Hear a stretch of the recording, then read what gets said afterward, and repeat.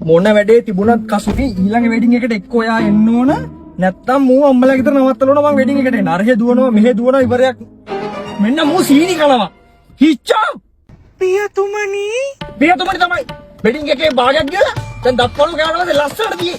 ඉතින් මේක මගේ කේක් කෑල්ලනේ. වෙඩින් එකේ එක පළතුරක් කෑවේ නෑ. පුඩින්, අයිස්ක්‍රීම්, ජෙලි, සීනි කෑවමයි.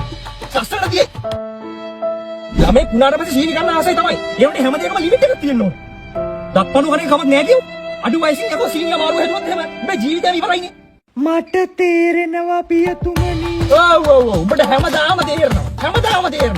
ටිකකින් මතකනේ. මම කියනවට සතියක් ඔය සීනි කණේ අඩු කරලා ඉඳපන්. ඉතින් ටික දවසක් ගියාට පස්සේ සීනි ආසාව නැති වෙනවා. දැන් බලපන් මම සීනි කනවද? පියතුමා සීනි කන්නේම නැද්ද? අන්තිම අවුරුද්දට එක සීනි බිඳක් මම කටේ තියලා නෑ. අඩු ගානේ උදේ තේකටවත් මම සීනි දාන්නේ.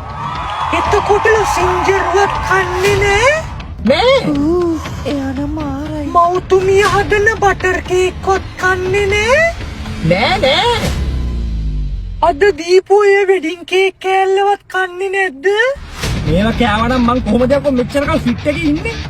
අනේ නම් මට දෙන්න කෝක. Sacabou.